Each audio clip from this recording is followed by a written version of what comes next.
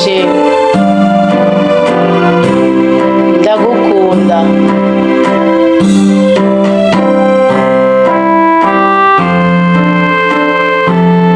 ndagukeneye ngumore hafi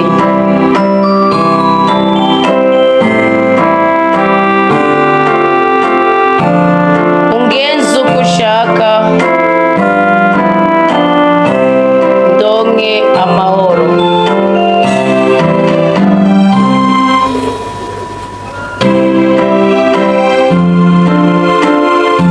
kama Yesu turagushaka mu buzima bwacu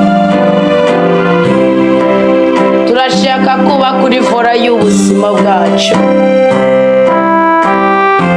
twigarurire utugabe kandi utuganze utugenze uko bishaka kugira ngo turonke amahoro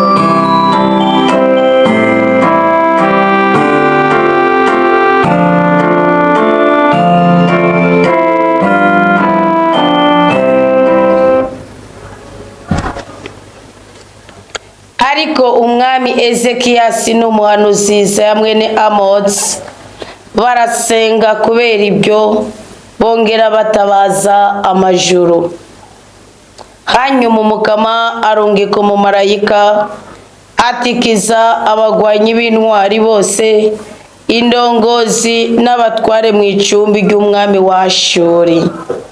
Yaciye asubira mu gihugu ciwe yuzuye ibimaramare mu maso. Araheza yinjira mu ngoro y'Imana yiwe, abavuye mu bura bwiwe bamwicisha inkota aho nyene. Umukama arokora Ezekiyasi n'ababa i Yerusalemu abakura mu minwe y'umwami wa Ashuri ariwe Senikeribu no mu minwe y'abandi bose, araheza abakingira mu mpande zose. Benshi baciye bazanira ishikanwa umukama i Yerusalemu, bashikanira n'ingemu z'agaciro Ezekiyasi umwami w'Ubuyuda, kandi kuva ubwo aca aba mukuru mu maso y'amakungu.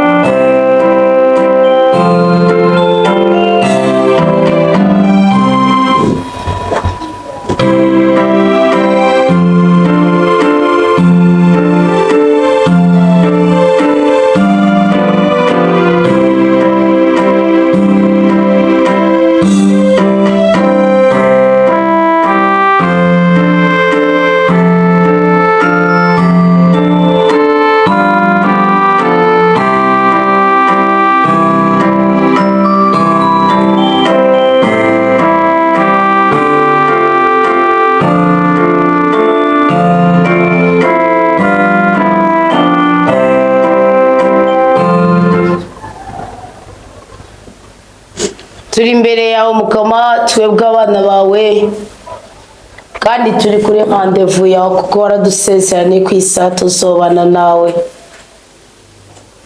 Waduhaye amakuru yo kwizerwa ko hagati ya saa 9 na 12 zo kwamana natwe kugira ngo udukize intureka z'ubwoko bwose, udukure kw'ibisuzuguro by'ubwoko bwose, udukure kw'iminaniro y'ubwoko bwose, uduteturire mu makuba y'ubwoko bwose. Waratwemereye ko iyi sani tugupfukamira, waratwemereye ko iyi sani turangamira ijuru, waratwemereye ko iyi sani twisobanukirwa tukazanira imitwaro, tukazikuzanira imitwaro yacu n'iya bene wacu kuzotugirira neza. Mukama, nta kintu na kimwe wodusaba ngo dukore tureke kugikora, ko twasanze inyungu yo kubaha itegeko no kumvira ibwirizwa ryawe igaruka kuri twebwe cyane. Twasanze dukeneye kukubaha no kukumvira kugira ngo tugire umugisha, tugire umugwiza, turambe kandi turoranirwe. None rero nyaguhora ku ngoma, turibukije ko turi bwa bwoko bwawe uburenganzira bwo kudodora tukugururirwa, twasaba tugahabwa, twasenga tukumvirizwa kandi tugahabwa igisubizo ku byo twasengeye. Tuje mu izina ry'umwana wa Yesu Kristo tuje mu butware bukomoka mu butsinzi bwiwe, kuko ubwo butware tubuhabwa no kubabarirwa ibyaha byacu ku bw'amaraso ya Kristo twambaza akatweza. None rero imbere yuko igiseke cyacu tugitura kuri altari yawe nyeranda, dukundire Mwami Imana nyagora ku ngoma, ducishwe bugufi n'ukuri ku ijambo ryawe, ducishwe bugufi n'intsinzi y'umwana wa Yesu Kristo, umwami umukiza n'umucunguzi w'ubuzima bwacu.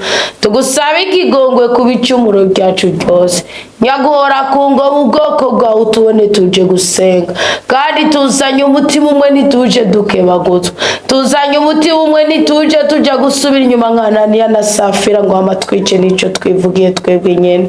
Dawa twese ubyagiye mu ijuru, ntutubone mu ntege nke zacu, ntutubone mu maraso y'abadata batubyaye na ba mama, ntutubone mu bisokuru byacu by'umubiri, ntutubone mu bo twagendanye, mu bo twirigwanye, ntutubonere mu ntege nke zacu, tubonere mu maraso y'umwana wa Yesu Kristo, utubabarire ku bicumuro byacu byose. Hari aho twiweje tukagira umujinya bidakenewe, hari aho twiweje tukavuga nabi bidakenewe, hari aho twiweje tukazamura ubwibone bidakenewe, hari aho twagize intege nke zishingiye ku busambanyi, hari aho twagize intege nke zishingiye ku busuma, hari aho twagize intege nke zishingiye ku bwibone, hari aho twagize intege nke zishingiye ku bwicanyi, hari aho twagize intege nke zishingiye ku ishari.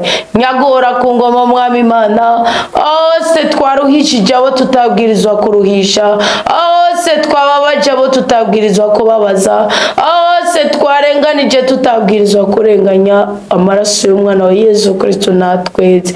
Turasi cyane imengamiro yacu, turasi cyane imengamiro yacu, turase gukorera shetani. Twasanze igihe cyose dukora ikintu cy'ubugome tuba turiko turaninaza uwo mugome. Mwami Imana nyagora ku ngoma, kumaze kutweza, kumaze kutugirira ikigongwe, rabagiza twebwe ubwoko bwawe.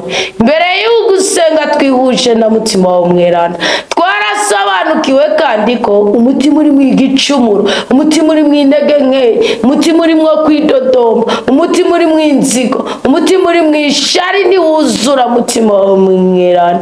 Turasabye ngo umutima wawe mwerana azagomere muri twebwe, turasabye ngo umuriro w'urukundo uzutwike ibindi byose bishingiye ku cangiro no ku nzangano byari muri twebwe. Ngo Mana mutima mweranda uyu mwanya kugira ngo twemerwe mu bwami bw'ijuru, ngwino usenge mu kibanza cyacu, ngwino usengere muri twebwe, ngwino wirukane ubukoko, ngwino wirukane ubukoko, ngwino wirukane ubugome bugambaniye mu mitima yacu. Ngo Mana mutima mweranda kugira ngo ibyangiritse muri twebwe bikundike, ngwino kugira ngo ahantu hari umwijima, ngwino kugira ngo ahantu hari ugukekeranya ububasha bw'Imana, ngwino kugira ngo ahantu hari umubabaro, ngwino kugira ngo ahantu hari agahinda, ngwino kugira ngo ahantu hari uruhumi, ngwino kugira ngo ahantu hari amagogo, ngwino kugira ngo ahantu hari ukwango, ngwino kugira ngo ahantu hari inzangano, ngwino kugira ngo ahantu hari agahinda, ngwino kugira ngo ahantu hari agacinyitso, ngwino kugira ngo ahantu hari icangiro, agira umuco wa Yesu Kristo kubwo gusenga kwawe. Mutima w'Imana niwe ngabire idasanzwe twahawe ivuye mu ijuru. Mana mutima mweranda, iyi saha twosenga tugasengera mu mubiri, isengesho ryacu nirenge ku gicu. Mana mutima mweranda, iyi saha twosenga, iyi saha twotaka, iyi saha tworirimba, iyi saha twosaba, ariko ibyo dusaba ntibyumvigwe ntibishike mu ijuru kuko twabikoreye mu mubiri. Ngwino ukorere muri twebwe, twaraguhawe nk'ingabire idasanzwe. Ngwino ukorere muri twebwe, twaraguhawe nk'isezerano ridasanzwe. Ngwino kugira ngo ubwoko bw'Imana bugira amahoro, ngwino kugira ngo abana b'Imana bagire umugisha, ngwino kugira ngo abana b'Imana bunamuke imigongo, ngwino kugira ngo abana b'Imana amaguru yabo abyimbuke, ngwino kugira ngo abana b'Imana baronke inkuru nziza. Kaze urakaza neza, kaze w'imigoma mu mitima yacu, kazi ibyangiritse bikundike, kazi imibabaro tuyivunjirwe, haza umunezero muri twe, kaza agahinda tugakugweko, iyo gakomoka ntituhazi, hari intege nke zacu, hari ibisokuru bibi, hari ukutamenya kwacu, hari ukujuragirika kwacu. Kaze kugira ngo tugire umugisha, kaze kugira ngo tugire umugwiza, kaza muri iyi saha usuzuma imitima yacu uhitemo kwibera muri yo.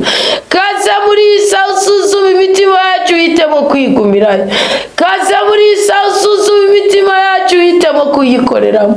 Kaza utugire biro yawe, kaza utugire umusozi wawe, kaza utugire ikibanza ubereye gukoreramo. Ingomana mutima mweranda, ngwino uhindure imvugo yari kuvugirwa ku buzima bwacu. Ngwino uhindure imvugo, ngwino uhindure imvugo, ngwino uhindure imvugo, ngwino uhindure imvugo. Ingomana mutima mweranda ibyirabura ubyetse.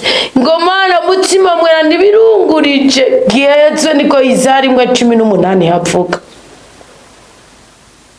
Kaza imibabaro yacu yihindura iminezero. Kaza, kaza, kaza, kaza utugeze kuri altari nyeranda y'umukama. Kaza utugeze iburyo bw'umukama. Kaza utwuzuze na Yesu Kristo. Ngwino turehereze mu rukundo rw'Imana. Ngwino natwe turehereze urukundo rw'Imana rube muri twebwe. Ingo muhuza wacu n'Imana, ingo kibirengeye kizima, ingo muhoza w'imitima, ingo rumarantimba, ingo mutabazi w'abakristo, ingo murengezi w'abana b'Imana. Ngwino kuri iyi saha turiko turasenga. Ngwino kuri iyi saha iri hagati ya saa 9 na saa 12. Ingomana mutima mweranda inyonzo, inyonzo, inyonzo, inyonzo byari byigaruriye imibiri y'abana b'Imana bisebwe mu izina rya Yesu Kristo. Ngwino ibitari bifite ishusho, bifite ishusho. Ngwino hari umwijima w'umuco mu izina rya Yesu Kristo. Ingo kibasumba, ingo muremyi w'ibyiza byose tubona, ingo mutima w'ukuri, ingo mutima w'ubwenge, ingo mutima w'ubwitonzi. Ngwino usengane natwe, ngwino uririmbane natwe, ngwino utake kumwe natwe, ngwino utakire ubwoko bw'Imana.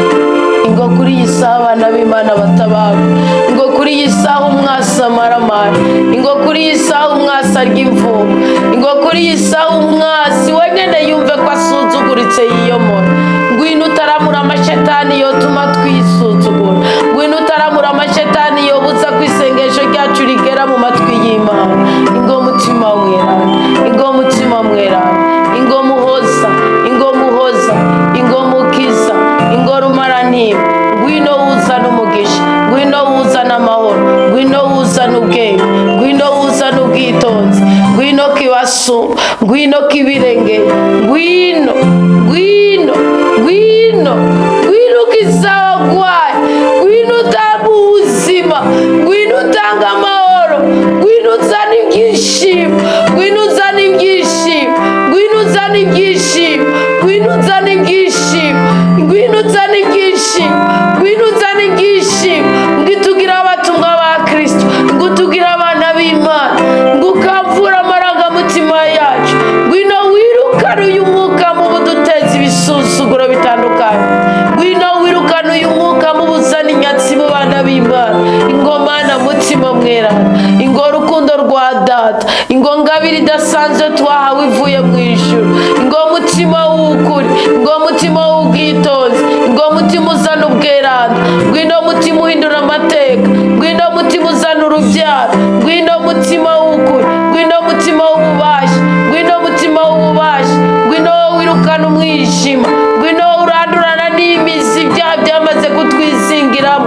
Ingo mutima mweranda, ingo mutima mweranda, ngwino muri aba bana bacu, ngwino muri iki gihugu cy'Imana, ngwino mu bagabo b'uyu munsi, ngwino mu bakenyezi b'uyu munsi, ngwino mu bakobwa bafise amarangamutima babaye, ngwino mu basore bafise umubabaro, ngwino mu bagabo bagendana agahinda, ngwino mu bagore bagendana umubabaro.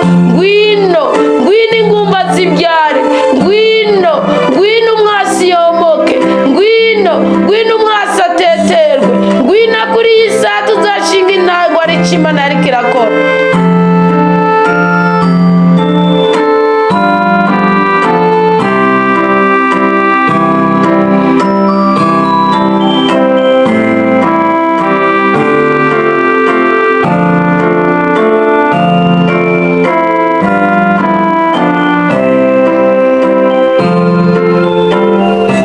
Dawe wa twese ubyagiye mu ijuru, ni wowe soko ry'ibintu ibyiza byose ubuzima bwacu bukeneye. Ni wowe muremyi w'iby'amarangamutima yacu yifuza. Ni wowe ntsinzi ku buzima bwacu.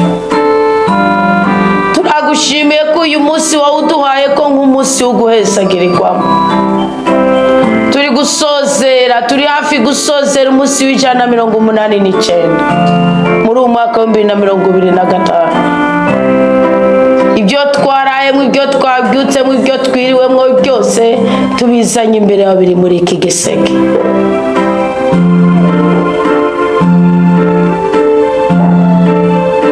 Kama kenshi twarayobye kuko utagendera mu itegeko ryawe. Twarayobye tujya gupfukamira abapfumu ataco bafise bopfubuza ubuzima bwacu. Twarayobye turondera urukundo n'igikundira aho bitari. Twarayobye tujya kurondera amahoro aho utayashitse. Uyu munsi turisobanukiwe. Tugirira ikigongo hose twakurenganije mu kutumvira itegeko ryawe. Tuhuze n'ukuri kw'amasezerano wadusezeraniye isi itararema. Turi imbere yawe nk'ubwoko bwawe ukunaca. Turi kumwe n'ababyeyi bacu, turi kumwe n'ibibondo byacu, turi kumwe n'abagenzi bacu, turi kumwe n'inshuti zacu, turi kumwe n'abo waduhaye ngo dusangire umubano, turi kumwe n'abo waduhaye ngo dusangire ubuzima, turi kumwe n'abadusengera, turi kumwe n'abadukunda, turi kumwe n'abatwaba, turi kumwe n'imfubyi, turi kumwe n'abapfakazi, turi kumwe n'abagowe, turi kumwe n'abarushi, turi kumwe nabo bose baherewe n'ubuzima, turi kumwe n'abariko barabundabunda batakimenya gutandukanya isengesho n'ikindi kintu icyo ari cyo cyose. Tuje kwa nyene ijambo, tuje kwa nyene ubuzima.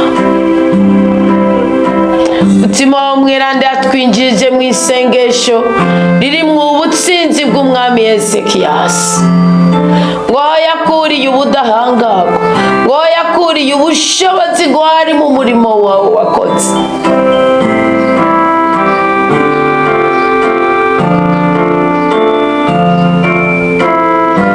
Imitwaro y'ubwoko bwawe uyibona twe tutarayibona.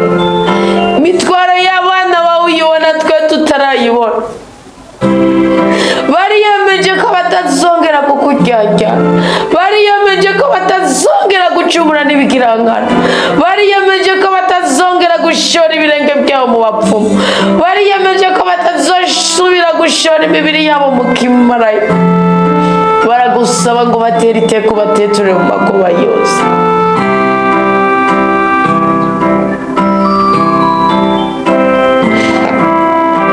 Uri Imana atanzigo.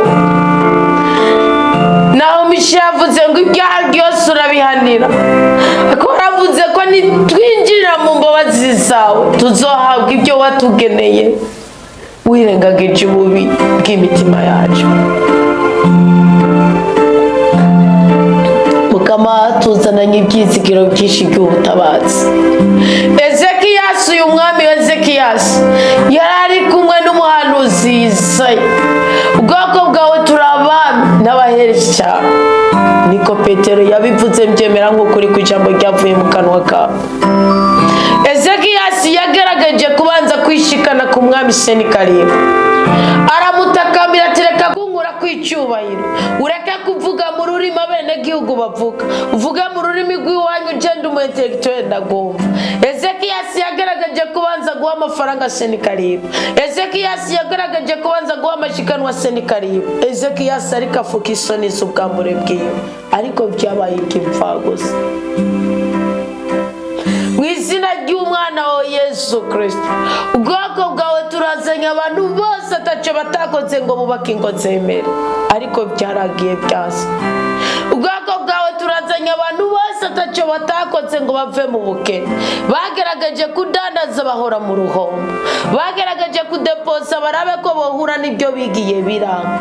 Bageragaje gupropose urukundo, bamwe muri bo baritanze. Barisesagura ngo barabe ko bokwemerwa biranga. Byarangiye bari mu bisuzuguro.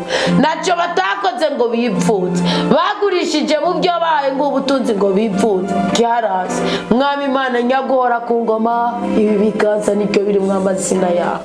Mwami Imana nyagora ku ngoma, imitima yabo urayibona aho bari ku mpande zine z'isi, aho bafukamye muri uyu mwanya, aho bicaye muri uyu mwanya, aho isengesho muri uyu mwanya urababona. Baraherewe nacyo batakoze, bagaragaje kukurondera, bajya mu makominota atandukanye, icyangiro kiri kuri bo, umuvumo uri kuri bo, wakomeje kubiruka inyuma, ntibavavanye n'amashetani bakoresha ibiterasoni, barushirizaho kugira icyangiro. Uyu mwanya abo bantu bose turi kumwe bagaragaje kurondera ubutunzi aho butari, bagaragaje gushora imbaraga zabo, ubutunzi bwabo, ngo barabe ingane bogira amagara meza, bakugwa kwiga isuzuguro cy'amadeni, bakugwa kwiga isuzuguro cy'ubukene, bakugwa kwiga isuzuguro cy'ubugwayi, bakugwa kwiga isuzuguro cy'icyangiro, bakugwa kwiga isuzuguro cy'ubugumba. Aho hose byarase nacyo batakoze, uyu munsi barinjogota ngo bageze no ku kwego bakugerageresha kimwe muri 10, ngo ariko ntibarabona inyishu zawe, ngo ntibarabona agace. Amakete yawe, ibirego byawe, imitwaro yawe, sani karibu ngo yunze ubumwe n'ingabo ziwe.